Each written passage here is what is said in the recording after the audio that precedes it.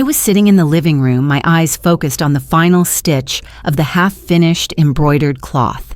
At 70, quiet afternoons like this were the moments I treasured most. My little house, the one I earned after 45 years of exhausting work, had always been the place where I found the peace I rarely touched in my whole life. But that day, the piercing beeping of a truck reversing into the driveway made my hand freeze. I looked up, squinting through the window. A moving truck, big, loud, brazen, stood right in front of my yard as if it had been invited. My heart skipped a beat. Before I could get up, the door burst open with a bang. No knocking, no calling my name, no asking permission. Marcus, my son, 41, walked straight into the house with the attitude of someone who believed everything here belonged to him. His jacket was still dusty from the road, his breath short. Still, his eyes carried that familiar decisiveness, the kind that decides first and informs later. "Mom," he said, as if I were just the housekeeper, "Carla, the kids, and her mother are moving in. The apartment is too cramped. We've arranged everything. We'll stay here for a while." No asking, no discussing, not even checking to see how my face changed. Just a statement, clear, cold. But instead of getting angry, I simply looked at him for a long time. Inside me, it wasn't sadness nor hurt, but something else, a quiet, calculating clarity I had forgotten I even possessed. Marcus kept talking, his eyes full of certainty, while inside me, a door quietly closed. If you've ever faced a family moment that left you speechless like Lydia, follow the channel to hear more real stories that touch the heart. A place where we share, understand, and grow stronger together. I set the cloth down on the table and looked at my hands. They had grown thinner, veins prominent, calluses still there after 45 years of cleaning other people's houses to earn every dollar, saving enough to buy this one. A small house, but built from my lifetime of sweat. The place I thought I'd finally rest in my old age. I remembered when Marcus was little. We were poor, but he wanted to play basketball. I worked extra night shifts to buy his first pair of shoes. As he grew older, he wanted to move to a nicer neighborhood because all his friends lived there, so I took on more clients. For many years, I became used to putting my child's wishes before my own, rarely asking myself whether I wanted anything at all. However, my life is now different. I wake up at 6 and walk with a group of friends in the park nearby. We discuss health, the weather, and grandchildren. I learned to use a smartphone to send photos, watch videos, and talk to my granddaughter in another state. Every afternoon I attend a sewing class at the community center, where I sit with women my age and make little tote bags to sell for charity. I have friends, things to do, and my own joy. I am not lonely. I have never felt as fragile as Marcus seems to assume. He looked around the house, hands on his hips, evaluating the furniture layout. "Mom, this house is too big for you to live in alone. At your age, it's dangerous. What if something happens?" I was used to that sentence. Always your age, unsafe to live alone, you need me. But never once had Marcus asked whether I was living well. I looked at him and smiled softly. It wasn't the time to say everything yet. Marcus still stood in the middle of the living room, listing more reasons to justify the decision he had already made. I listened, but didn't respond right away. Inside, I felt calm. So different from past years when I rushed to give in just to avoid conflict. I looked straight at him and kept my voice even. "All right, go ahead and move in." Marcus immediately let out a relieved breath. His shoulders dropped, his expression relaxed, as if everything had fallen into place. He smiled, that familiar smile he wore every time he believed he had convinced me. I knew it. "You're always reasonable. I told Carla you'd agree."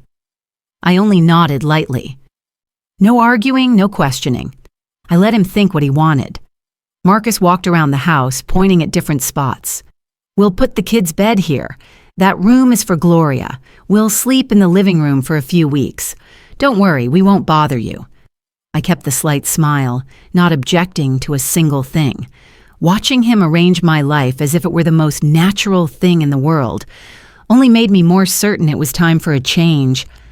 Marcus didn't notice how different my eyes had become.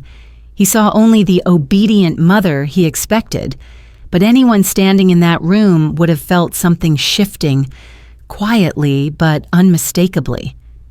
After Marcus left, I sat down for a few minutes to steady my breathing. The house was quiet again, but not the comforting kind of quiet I usually enjoyed. I picked up my phone, scrolled through my contacts, and called Irene. Irene came to pick me up the next morning. The moment she saw me walk out the door, she folded her arms and looked at me with an expression that was half worried, half amused. "You're kids again, right? I can tell just by your face." I laughed. "This time they want to move the whole family in." Irene's eyes widened. Good grief, they always act like a mother is just empty space they can shove themselves into whenever they like. We sat in the kitchen, drinking coffee like we always did. Irene understood all too well the feeling of being treated as someone who was expected to endure everything.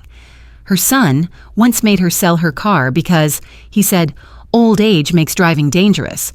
But it turned out he just wanted to save on insurance.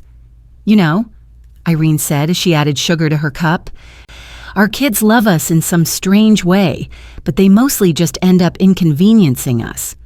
I smiled, softly but sincerely. "Yeah, but I'm not letting it happen again." Irene put her cup down and looked at me more closely. "You mean, you've decided?" "I have," I said. "I've actually thought about this for a long time. I was just waiting for the right moment." She touched my hand gently. "You're strong. I wish I could have done what you're doing." I shook my head. "It's not strength. It's just, at this age, we have to keep something for ourselves." Irene nodded, her smile warm and knowing. We sat for a while longer, talking, laughing, and sharing things that only women who had spent their whole lives putting their children first could understand. And that very day, Irene became the first person to hear the whole plan I had quietly prepared for so long. The next morning, while I was watering the flower pots on the porch, Carla showed up. She wore that familiar smile of hers, a bit forced, a bit tight, like she always wanted to seem pleasant but had something else on her mind. She was holding a small box of donuts. "I brought these for you," she said softly. We were too busy, so we just grabbed something quick. I invited her into the kitchen. Carla set the box on the table and started talking immediately, without any small talk. "I want you to feel at ease about the moving. We already ended our lease. The landlord has new tenants coming in this weekend. The kids are excited. They've been telling their friends they'll have bigger rooms. And my mom, well, Gloria sold some furniture so we wouldn't have to move it." Every sentence from Carla sounded like a full stop, a confirmation that everything had been decided without me. She spoke about it so naturally that I almost laughed out loud. They viewed coming here as the obvious solution, and I was just the flotation device they grabbed whenever convenient. Carla swirled her coffee cup and added, "I know you're generous and love the kids. Living with you will make things easier for me. I work all day and Marcus has night shifts. With you here, it takes some weight off." I looked at her. In that moment, I understood that in Carla's mind, I wasn't a mother-in-law. I was a free housekeeper, a built-in support system. I folded my hands and asked directly, "Carla, have you and Marcus ever asked what I want?" She looked up, and for the first time since she arrived, her smile vanished. Her eyes flickered. Her hands tightened around the coffee cup. Clearly, she hadn't expected that question. Marcus said." "You agreed?" "That's what Marcus said. What do you think?" She hesitated, staring at the table. I continued, my voice calm but clear. "You and Marcus have made many decisions yourselves, ending the lease, telling the kids. selling Gloria's furniture. But neither of you asked whether I wanted this." Carla stayed silent. It was the first time I saw her, and I was unsure of how to react. Maybe she didn't mean to hurt me, but she had just realized Marcus hadn't told her the truth, and that every choice they made was placed on my shoulders without giving me any say. Marcus came to my house that same evening. As soon as he stepped through the door, he didn't greet me, didn't look around. He walked straight into the kitchen where I was washing a few cups. "Mom, Carla said you made her uncomfortable. What did you say to her?" His voice was tight as a stretched wire. I dried my hands and sat down. "I only asked if the two of you ever asked what I wanted." Marcus slammed his hand on the table. "Mom, why do you always make things complicated? I told you, we need to stay here. Your house is big, you're old, and you shouldn't be living alone." I looked at him steadily. "I can still take care of myself." "That's not the point." Marcus raised his voice. "This is family. Families live together. Families help each other. Did you forget we're your children?" I didn't respond right away. Seeing my silence, Marcus got louder. "The kids need bigger rooms. Carla is exhausted. Gloria can't live alone. You have a 3-bedroom house. You have a responsibility to help us." I spoke slowly. "No."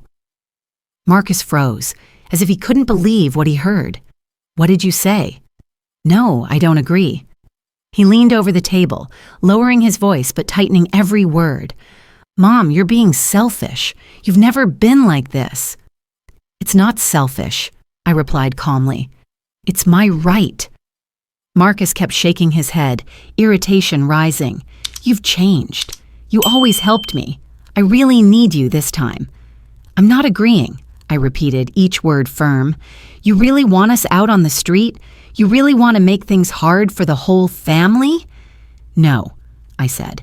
"I want you two to take responsibility for the decisions you made without asking me." Marcus's face reddened, anger written all over it. He looked at me as if I were a stranger. "I can't believe you. I really can't." He grabbed his jacket and walked quickly to the door. As he opened it, he said one last thing, voice sharp with frustration. "We're moving in on Saturday, whether you like it or not." Then he left, the door trembling slightly behind him, and I sat there still, not sad, not panicked, just more certain than ever that it was time to do what I should have done long ago. The next morning, Irene drove over to pick me up. We didn't speak much, but we both understood that today was important. I took a small bag with my papers and sat in the front seat. Irene looked at me through the rearview mirror. "You sure?" she asked. "I'm sure," I replied. We went to the bank first. I handed over my ID, signed a few forms, then requested a withdrawal of an amount I had quietly saved over the years. Not a large sum, but sufficient for my needs. The bank clerk double-checked once more. I only nodded without hesitation. The money was transferred exactly where I wanted it to go. As we left the bank, Irene squeezed my hand gently. "All right, the first step is done." We went to Mr. Thorne's office, the trustworthy broker Irene had recommended.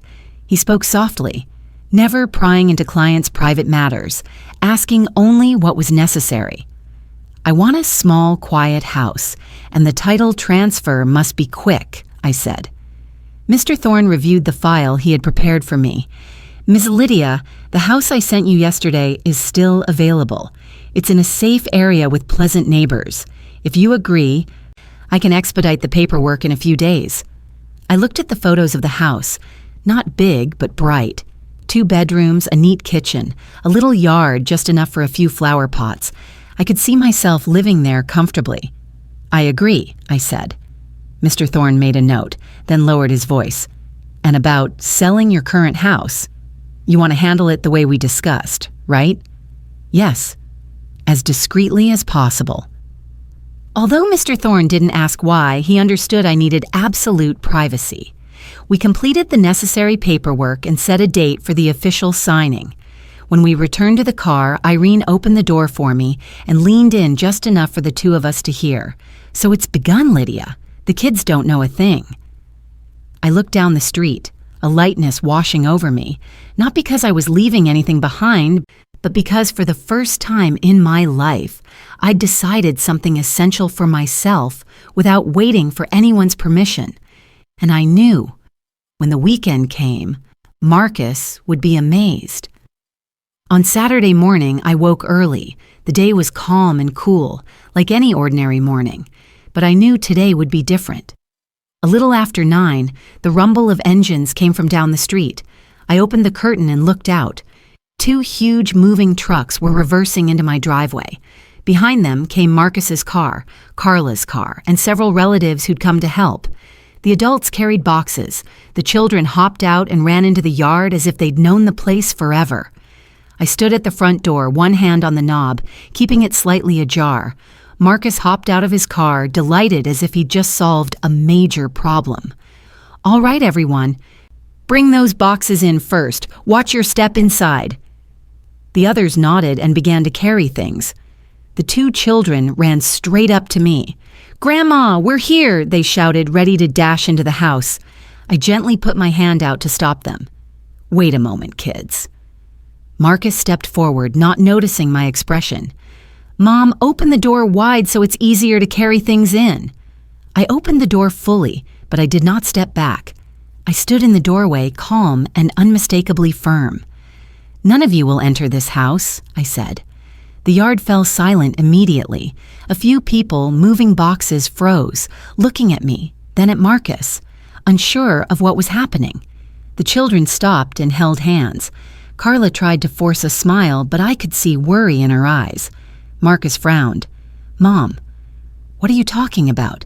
The trucks are here. The stuff is here. What are you doing?" I looked him straight in the eye. "You and your family will not live in this house." A few neighbors stood on their porches, pretending to water plants or collect mail, but they all watched. In this neighborhood, nothing went unnoticed. Marcus stepped closer, his voice sharp. "Don't be ridiculous. Their things are already here. I told you clearly we're moving in today." I shook my head. "No." Carla moved forward, her voice small but urgent. "Mom, we already paid the rent. The furniture is sold. The kids are waiting. Please let us in." "No." I said it softly but clearly and decisively. Marcus began to lose his temper. "Mom, what's wrong with you? Are you trying to ruin this family? Are you not in your right mind?" I didn't move. "Marcus, I am perfectly sane. I know what I'm doing." Just then, Irene's car pulled up. She stepped out, took in the chaotic scene, and walked straight to my side, standing beside me like a silent but steady support. Marcus pointed at her. "Aha, I see. Irene put ideas in your head. She's muddled you." Irene folded her arms and said plainly, "Son, your mother made her own decision. Don't blame others." Marcus snapped. "Mom, if you don't let us in, I'll take you to court. I'll prove you're incapable of managing this house." Some relatives gasped, but I remained calm as if I hadn't heard. "Do what you must, but today nobody enters my house." Marcus glared, his face flushed, his lips trembling with anger. I stood tall, my hand still on the door. For the first time in my life, I did not give in to my son, and he could not accept that. After the chaos at the front of the house, my phone wouldn't stop ringing. One call came through before I could finish the previous. I wasn't going to answer, but a call from my sister made me pick up. "Sister Lydia, I just heard from Marcus. Why are you kicking the kids out?" she asked, her voice full of reproach. "I'm not kicking anyone out. I simply didn't let them in because I hadn't agreed." "But you're old. You should know how to yield. If the children are struggling, we should help them." I sighed. "I'm not refusing to help. I only want to be asked first. They're your children. Why ask them?" I was silent for a moment. Precisely because they are my children, I want them to learn respect. There were a few seconds of silence on the other end, then she hung up without another word. A little while later, another car pulled up. Raymond, Marcus's godfather, got out. He always thought he had enough experience to solve every family problem. "Hello, Lydia," he said when he stepped into the yard. "I heard from Marcus. Let me talk to you for a moment." I invited him to the porch, but he remained standing in the doorway. He looked around the house, then turned back to me with a serious expression. "Lydia, what you did isn't right. After all, he's your son. When children suffer, parents must help. You live alone and the house is large. Why not open your heart a bit?" I asked directly. "Did you hear Marcus say I agreed?" Raymond hesitated for a few seconds. "Well, they assumed you'd agree. What mother wouldn't love her children?" "Loving doesn't mean letting your children decide for you," I said. "I was not asked." Raymond shifted to a lecturing tone. "Lydia, at your age, you should let the kids make big decisions. You worry too much." I looked him square in the face. "Raymond, I don't need anyone to decide for me.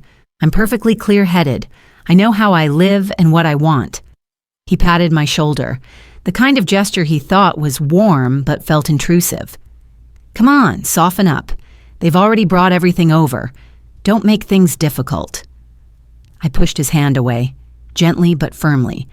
"I'm not making things difficult for anyone. Marcus made things difficult by deciding for me. I want one simple thing: respect.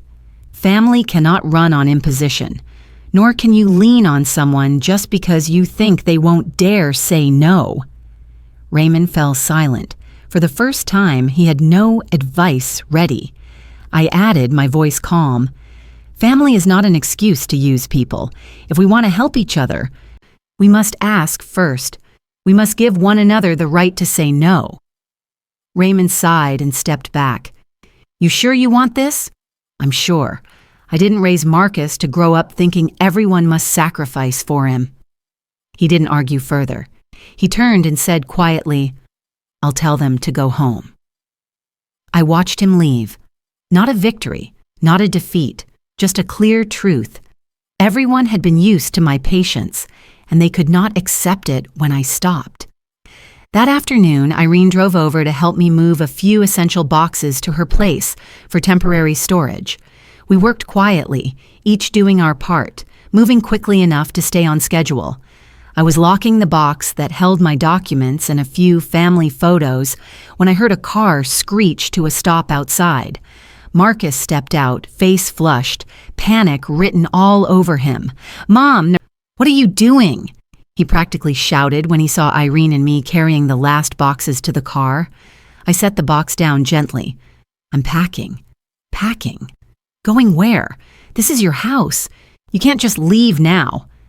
Irene stood beside me, silent, her hand resting lightly on the trunk of her car, a steady presence that only made Marcus more frantic. I looked at my son, my voice calm. "Marcus, I'm not running away. I'm moving to my new home." He frowned, clearly unable to process the words. "New home? What new home? What are you talking about?" I opened the trunk so Marcus could see the household boxes, the clothes, even my beloved sewing machine. Then I said clearly, each word deliberate, "I've sold this house." Marcus stepped back as if pushed by an invisible force. "No, no way. You can't. You don't have the right to sell it. This is the family home." "No," I replied. "This is my home, under my name, and I have the full right to decide." Marcus clenched his fists, his voice trembling. "Mom, you're being insane. If you sell the house, what will we inherit? We rely on this place. The kids' future. Have you thought about anyone but yourself?" I looked straight at him, not angry, just finally honest. "You're upset about losing a house, not about losing me." He opened his mouth to argue, but no words came out. Marcus's expression shifted. Shock, anger, desperation all tangled together. I had never seen him like this. Then again, I had never seen him place me so low either. I took a step closer, resting my hand on the car door. "Marcus, listen carefully. This house is the result of my life, not the foundation of yours. You don't get to build your future on something I worked myself to the bone to earn." Marcus bit his lip, his eyes reddening. Not from sadness, from loss, from losing what he assumed was rightfully his. "Mom, you can't do this. You're wrong," I said softly. "I already did. I signed everything, and I already have a new home." Irene closed the trunk. The lock clicked shut, like a final full stop. Marcus stood there in the driveway, alone, watching me get into Irene's car. He didn't chase after me. He didn't say another word. He just stood still inside the truth that had finally caught up with him. And as for me, I felt light, for the first time in my life. My new home sat at the end of a quiet street, smaller but bright and warm. The moment I opened the door, I felt lighter, as though I'd stepped into a new chapter no longer weighed down by anyone else's size. The living room wasn't big, but perfect for the soft sofa I liked. The kitchen was tidy, with sunlight spilling through the small morning window, making the room feel cheerful. I set aside a corner for my sewing machine and fabric shelves.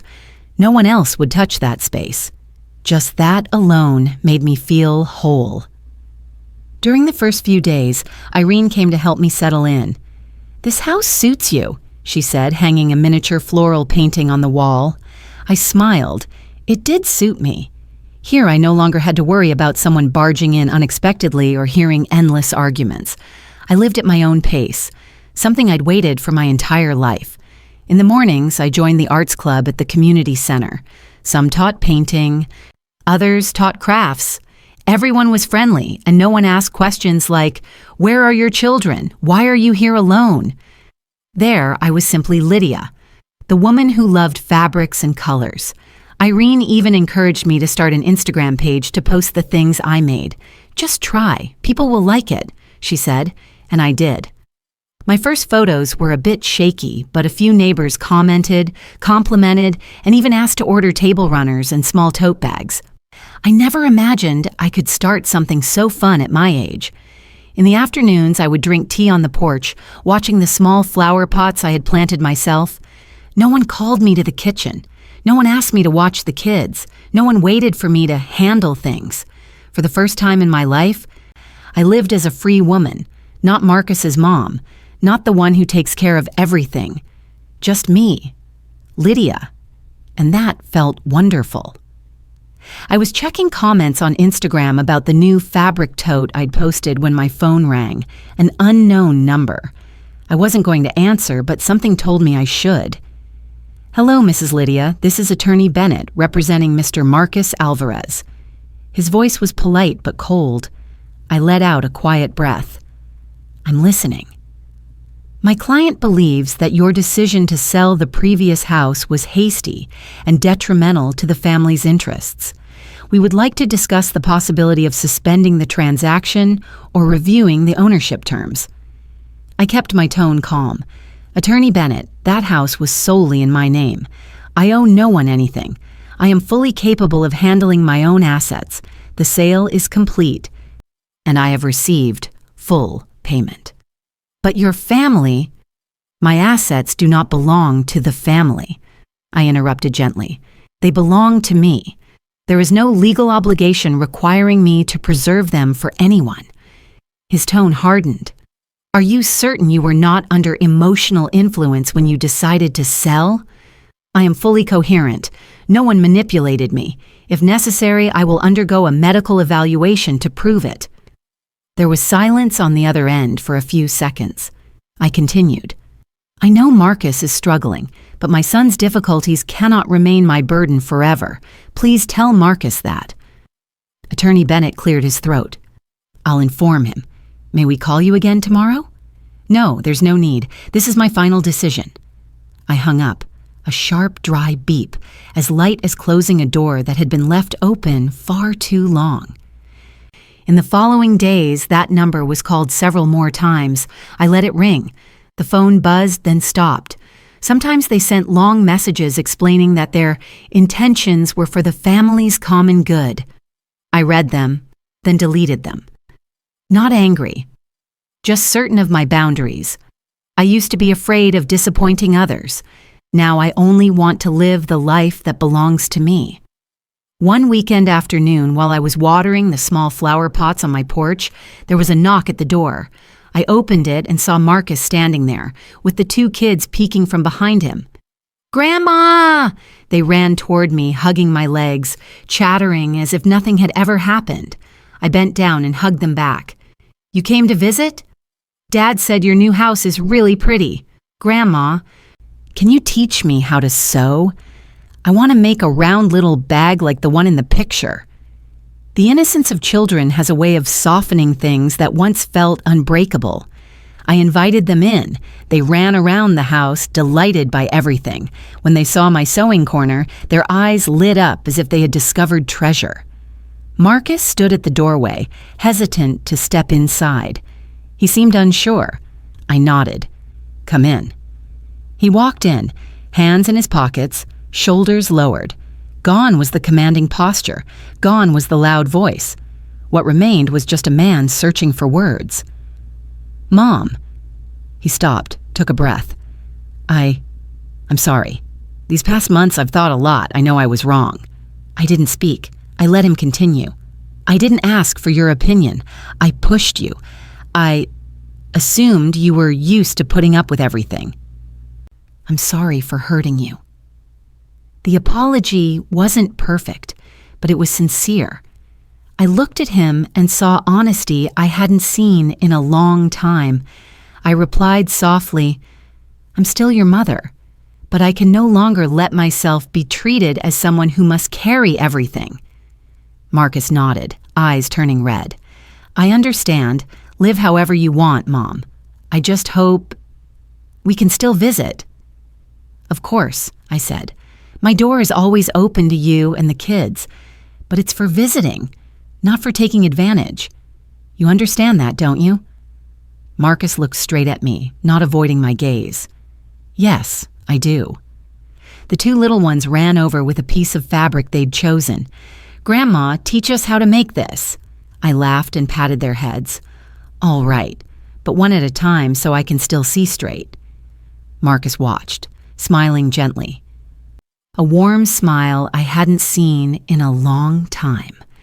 The afternoon drifted by like a breeze. No tension, no anger, only peace, as if our relationship had finally settled into its rightful place. That afternoon, I sat in my small sewing room. The late sunlight poured through the window, laying a soft golden layer across the table. The sewing machine hummed gently, steadily. The blue fabric I was stitching was slowly taking shape as a new tote bag. I paused for a moment, looking around the room. The little corner I arranged myself, neat and calm. My heart felt strangely light. At last, I told myself, I'm living as a whole woman, not the one who carries everything, not the one expected to sacrifice, just myself. I thought about the journey behind me, the arguments, my son's tears, the quiet mornings in my new home. All of it had led me here, a life I chose, not a life chosen for me. And I understood clearly the few things I wanted to leave behind. Older people deserve respect. Age never erases the right to make decisions. Family is for loving, not for imposing. Love isn't a demand. Love is asking whether the other person is okay. Boundaries do not break love. Boundaries keep it strong. Without boundaries, love can turn into a burden. I folded the finished bag and smiled to myself. A gentle, peaceful smile, one I hadn't had in far too long. If this story touched you, follow the channel so you won't miss other emotional, real-life journeys, where we grow together in love and respect.